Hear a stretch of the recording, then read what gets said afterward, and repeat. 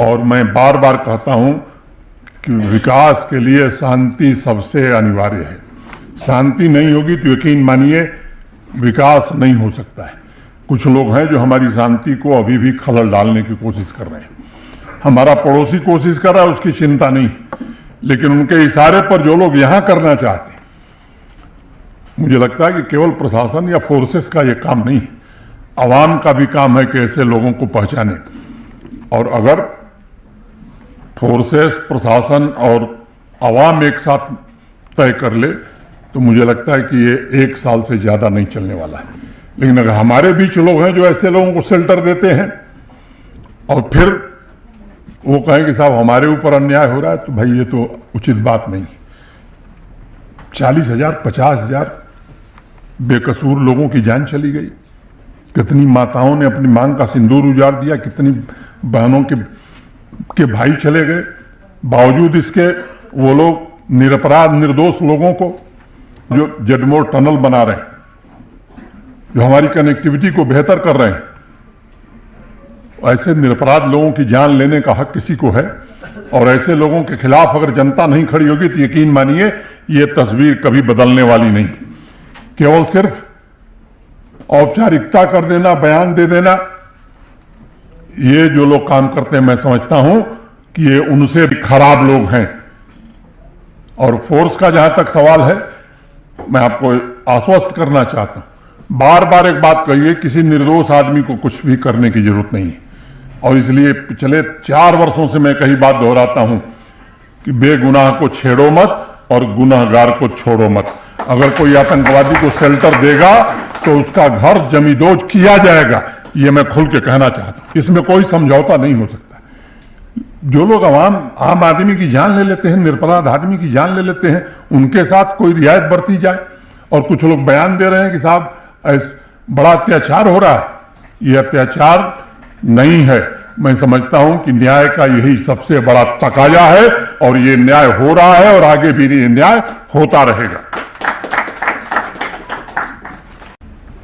और मैं बार बार कहता हूं कि विकास के लिए शांति सबसे अनिवार्य है।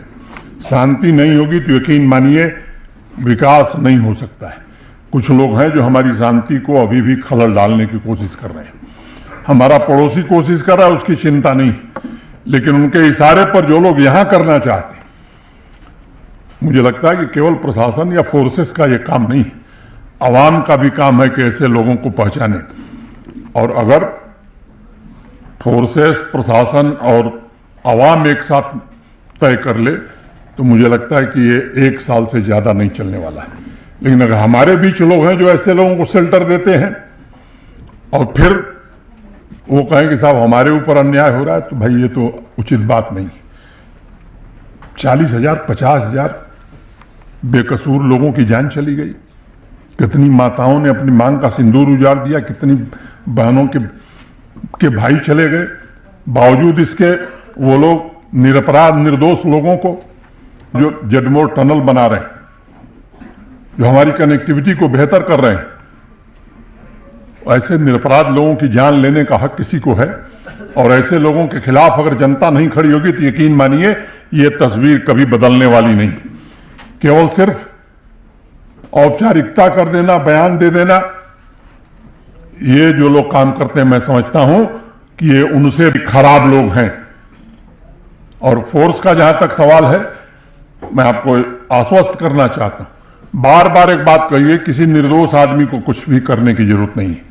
और इसलिए पिछले 4 वर्षों से मैं कई बात दोहराता हूं कि बेगुनाह को छेड़ो मत और गुनाहगार को छोड़ो मत। अगर कोई आतंकवादी को शेल्टर देगा तो उसका घर जमींदोज किया जाएगा, ये मैं खुल के कहना चाहता हूं। इसमें कोई समझौता नहीं हो सकता।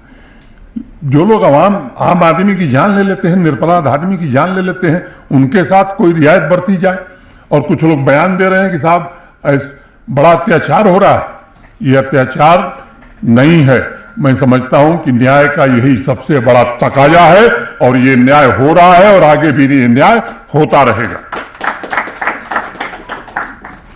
अगर आप हमारे चैनल पर नए हैं तो हमारे चैनल द उर्दू टाइम को सब्सक्राइब करना ना भूलें और मज़ीद ऐसी ताज़ा तरीन खबरों को देखने के लिए बेल आइकन को ऑल पर सेट कर लें ताकि आने वाली तमाम तर खबरों की नोटिफिकेशन आप तक पहुंचती रहे।